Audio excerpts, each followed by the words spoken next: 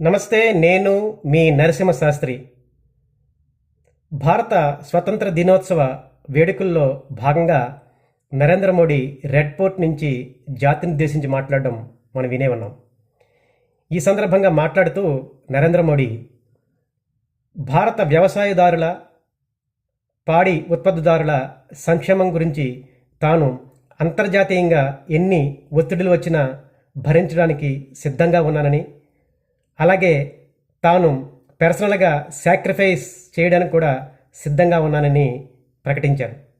ఈ ప్రకటన వెనుక ఉన్న ఉద్దేశాలు, కారణాలు ఏమిటి అని ఈ వీడియోలో మనం చర్చించబోతున్నాం. అందుచేత ఈ వీడియోని స్కిప్ చేయకుండా చివరి వరకు చూడండి. నచ్చినట్లయితే లైక్ చేయండి, షేర్ చేయండి. అలాగే నా ఛానల్ని సబ్స్క్రైబ్ చేసుకోపోయినట్లయితే వెంటనే సబ్స్క్రైబ్ చేసుకోండి. భారతదేశం మీద ట్రంప్ 50% టారిఫ్లు విధిస్తూ విరుచుకుపడడం మనం చూసే ఉన్నాం. ఈ రకంగా అమెరికా భారతదేశం మీద అధిక టారిఫ్లు విధించడానికి 2 ముఖ్యమైన కారణాలు ఉన్నాయి.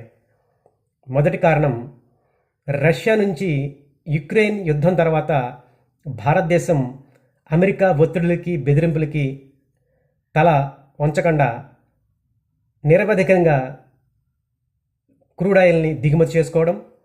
రెండోది, అమెరికా వాణిజ్య లోటును తగ్గించే విధంగా లేదా అమెరికా వ్యాపార ప్రయోజనాలను పెంచే విధంగా అమెరికా నుంచి వ్యవసాయ ఉత్పత్తులను, వాళ్ళ డైరీ ఉత్పత్తుల్ని దిగుమతి చేసుకోకుండా, వాణిజ్య అగ్రిమెంట్ కుదుర్చుకోకుండా పోస్ట్పోన్ చేయడం. ఈ 2 కారణాలే ట్రంప్ ఆగ్రహానికి, అలాగే అమెరికా మన మీద 50% టారిఫ్లతోటి బెదిరించడానికి కారణం అయింది. ఇదే విషయాన్ని స్వతంత్ర దినోత్సవ సందర్భంగా నరేంద్ర మోడీ ప్రకటించారు. అసలు మనం అమెరికా నుంచి ఈ వ్యవసాయ, డైరీ ఉత్పత్తుల్ని దిగుమతి చేసుకోవడానికి 2 ముఖ్యమైన కారణాలు ఉన్నాయి. ఒకటి సాంస్కృతిక లేదా మతపరమైన కారణం అయినట్లయితే, మరొకటి వ్యవసాయదారుల, పాడి ఉత్పత్తిదారుల సంక్షేమం గురించి ఆలోచించడం. మొదటి కారణం మనం ఇప్పుడు చూద్దాం. అమెరికాలో డైరీ రంగంలో అక్కడ ఆవులకి, పశువులకి ఒక రకమైన క్రిములని ఆహారంగా పెడతారు. ఆ రకంగా ఆహారంగా పెట్టడం వల్ల అక్కడ ఆవులు లేదా పశువులు ఎక్కువ పాలని ఉత్పత్తి చేస్తాయి. అందువల్ల అక్కడ పాల ఉత్పత్తి ఎక్కువగా ఉంటుంది.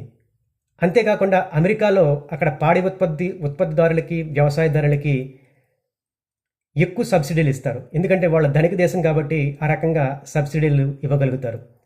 ఈ సబ్సిడీలు ఇవ్వడం వల్ల అక్కడ ఉత్పత్తులు చౌకగా తయారు చేయబడతాయి. ఇటువంటి పరిస్థితుల్లో ఆ పాడి ఉత్పత్తుల్ని భారతదేశంలోకి దిగుమతి చేసుకున్నట్లయితే ఆ రకంగా క్రిములతోటి ఆహారంగా ఏర్పడిన పాడి ఉత్పత్తులు మన సంస్కృతి, సాంప్రదాయాలకి పూర్తిగా భిన్నమైనవి.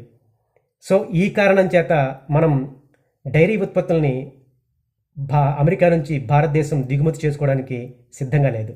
మరొక కారణం, నేను ముందు చెప్పినట్లు అక్కడి సబ్సిడీలతోటి వాళ్ళ వ్యవసాయ ఉత్పత్తులు, పాడి ఉత్పత్తులు తక్కువ ఖర్చుతోటి ఉత్పత్తి చేయడం వల్ల వాళ్ళు తక్కువగా మన భారతీయ మార్కెట్లోకి ప్రవేశించగలుగుతారు.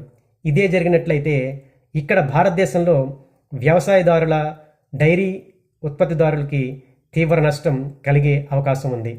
అందుచేతే భారతదేశం అమెరికాతోటి ట్రేడ్ అగ్రిమెంట్ జరుపుకోకుండా పోస్ట్పోన్ చేస్తుంది. వాస్తవానికి అమెరికా నుంచి ఈ ట్రేడ్ అగ్రిమెంట్ కుదుర్చుకోవడానికి అధికారులు రావాల్సి ఉంది. అయితే ఈ డైరీ ప్రొడక్ట్స్ని, వ్యవసాయ ఉత్పత్తుల్ని మనం దిగుమతి చేసుకోవడానికి సిద్ధంగా లేవని నరేంద్ర మోడీ సంకేతాలు ఇవ్వడంతో వాళ్ళు వాళ్ళ ట్రిప్ని పోస్ట్పోన్ చేసుకున్నారు. సో భారతదేశం ఈ రకంగా అమెరికా ఒత్తిడులకి తలొగ్గి వ్యవసాయ ఉత్పత్తుల్ని, డైరీ ప్రొడక్ట్స్ని భారతదేశంలోకి దిగుమతి చేసుకుని వ్యవసాయ రంగాన్ని, అలాగే పాడి పరిశ్రమని దెబ్బతీసే అవకాశాలని భారతదేశం కోరుకోవట్లేదు. ఇదే మనం అమెరికా ఉత్పత్తుల్ని దిగుమతి చేసుకోకపోవడానికి కారణం. ఇదే కారణంతో ట్రంప్ భారతదేశం మీద తీవ్ర ఒత్తిడి చేస్తున్నాడు. ఈ సందర్భంగా నరేంద్ర మోడీ మాట్లాడుతూ, మనం ఎట్టి పరిస్థితుల్లోనూ అమెరికా ఒత్తిడులకు తలవొగ్గే ప్రసక్తి లేదని తన ఆగస్టు 15 స్పీచ్లో పేర్కొన్నారు. అయితే ట్రంప్ దీనికి విరుద్ధంగా భారతదేశం అమెరికాతోటి వెంటనే ట్రేడ్ అగ్రిమెంట్ చేసుకోవాలని, అమెరికా ఉత్పత్తుల్ని భారతదేశంలోకి అలౌ చేయాలని, అప్పుడే ఈ అధిక టారిఫ్ల్ని నిలుపుదల చేస్తామని, లేకపోతే మరిన్ని సుంకాలతోటి భారతదేశాన్ని మేము ఎదుర్కోవడానికి సిద్ధంగా ఉన్నామని ప్రకటించడం మనకి చాలా నిరాశగా కనపడుతుంది. అయితే నరేంద్ర మోడీ దృఢ సంకల్పంతో ఈ సవాలును అధిగమిస్తారని ఆశిస్తూ ఇంతటితో సెలవు తీసుకుంటున్నాను. Thank you.